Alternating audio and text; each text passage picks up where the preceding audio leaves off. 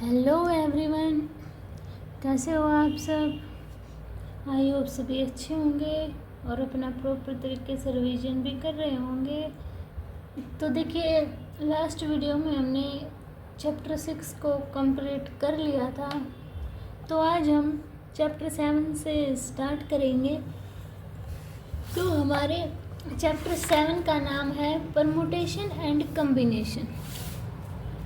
ठीक है, यानी कि परमुटेशन और कम्बिनेशन के बारे में पढ़ेंगे कि ये होता क्या है। ठीक है, अगर आपको चैप्टर 6 में कोई भी डाउट होता है तो आप कमेंट सेक्शन में बता देना, आपके ऑल डाउट क्लियर हो जाएंगे। ठीक है, तो देखिए सबसे पहले आता है हमारा परमुटेशन।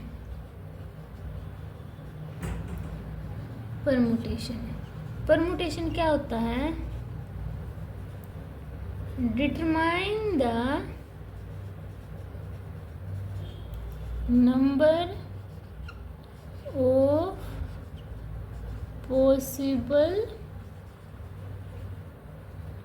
arrangement, यानी कि डिटरमाइन करते हैं वो नंबर जिनके अरेंजमेंट यानी कि कितने की पॉसिबल है। ठीक है, और देखो अब हमारा है कम्बिनेशन। इसको एग्जाम्पल से अच्छी तरह समझ आ जाएगा, एग्जाम्पल से समझाऊंगी आपको। देखो कॉम्बिनेशन क्या होता है? Selection of all sets of object.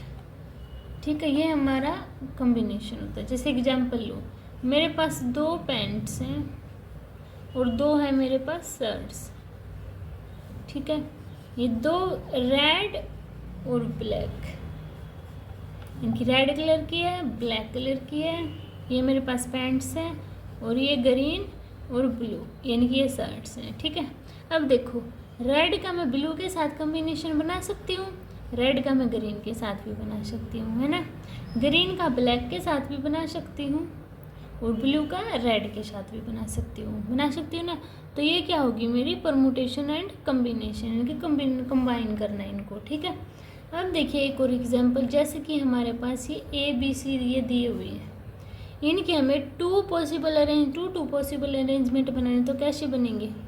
AB भी बना सकते हैं हम, BC भी बना सकते हैं और AC भी बना सकते हैं ना। अब देखिए,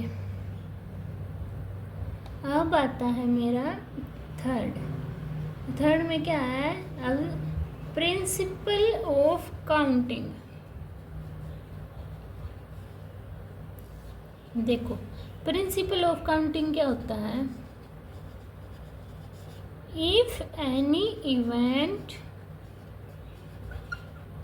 occur in m different way and other event in n different way, so total number of event। ये है मेरी प्रिंसिपल ऑफ काउंटिंग की डेफिनेशन। देखो इसमें क्या होता है, मान लो मेरा एक इवेंट है वो m टाइप से डिफरेंट वे से हो रहा है और एक और इवेंट है वो n टाइप से हो रहा है, तो टोटल नंबर कैसे बनेंगे मेरे? m × n। तो ये मेरा क्या होता है? Principle of counting. समझ आया यहाँ तक? अब देखो नेक्स्ट, तो देखो अब मेरा आता है फैक्टोरियल नोटेशन। ये मेरा इम्पोर्टेंट है, इसको कैसे डिनोट करते हैं हम? n ऐसे, ये सिंबल होता है इसका n फैक्टोरियल। ये मेरा n फैक्टोरियल किसके इक्वल होता है? n × n - 1 × n - 2 up to 3 2 1। या हम इसको ऐसे लिख सकते हैं 1 × 2 × 3 अप टू n, यानी कि n नंबर के सम तक क्या है मेरा? मल्टीप्लाई होगा। समझ आया इतना सभी को? अब देखो इसको हम एक एग्जाम्पल से करते हैं। कैसे? मान लो मेरा 5 फैक्टोरियल है, यानी कि देखो 5 n की वैल्यू 5 है ना, तो क्या होगा? 4 3 एक माइनस होता है ना, 2 और 1, ये हो गया मेरा। अब देखो 1 का फैक्टोरियल क्या होता है? 1, 1 का फैक्टोरियल क्या होगा मेरे पास 1 होगा।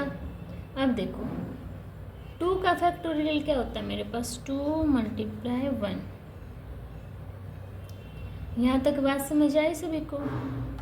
अब देखो 10 का फैक्टोरियल क्या होगा 10 × 9 × 8 × 7 7 × 6 × 5 × 4 × 3 × 2 × 1 ऐसे होगा। अब मान लो एक एग्जाम्पल लेके चलते हैं। हमारे पास x दे दिया और मेरा x दे दिया 5 फैक्टोरियल अपॉन 2 फैक्टोरियल, और एक क्वेश्चन दिया मेरे पास 7 फैक्टोरियल अपॉन 5 फैक्टोरियल। अब देखो इसको कैसे सोल्व करूँगी। x की वैल्यू 5 का क्या लिखूँगी 5 × 4 × 3 × 2 × 1 अपॉन में 2 × 1, 2 से 2 कैंसिल आउट, तो क्या बचा 5 4 जा 20, 23 जा 60। ऐसे मुझे सोल्व करना था। अब इसको देखो 7 फैक्टोरियल को क्या लिख सकते हो 7 × 6 × 5 फैक्टोरियल अपॉन में 5 फैक्टोरियल दिया। ये सेम टू सेम मैंने क्यों लिखा देखो 5 फैक्टोरियल को लिख दी तो 5 × 4 × 3 × 2 × 1, और इसको लिख दी 5 × 4 × 3 × 2 × 1। सेम होते तो फिर कटने पड़ते, इसलिए मैंने क्या किया इसको ऐसे ही लिख दिया तो ये कट गए। अब क्या बचा 7 और 6 यानी कि 7 6 जा 42। इतनी बात सभी को क्लियर हुई। अब आपको एक बात और ध्यान रखनी है क्या कि मेरे ऐसे इसको ऐसे भी हम डेनोट कर सकते हैं फैक्टोरियल n = n फैक्टोरियल। ठीक है, समझ आया सभी को, यहाँ तक क्लियर हुआ। अब देखो अब इस फैक्टोरियल को हम परमुटेशन में कैसे यूज करेंगे, तो देखो 4 परमुटेशन कैसे NPR, हम इसको ऐसे डिनोट करेंगे। ठीक है, P का मतलब होता है हमारा परमुटेशन। ठीक है, तो देखो n का मतलब है n फैक्टोरियल अपॉन में n - r फैक्टोरियल। ठीक है, और मेरी r की वैल्यू क्या होगी 0 से इक्वल या ग्रेटर देन होगी, और मेरी n के इक्वल या उससे छोटी होगी। ठीक है, अब देखिए मेरा 4 कम्बिनेशन, यानी कि इसको कम्बिनेशन के अंदर कैसे यूज करूँगी मैं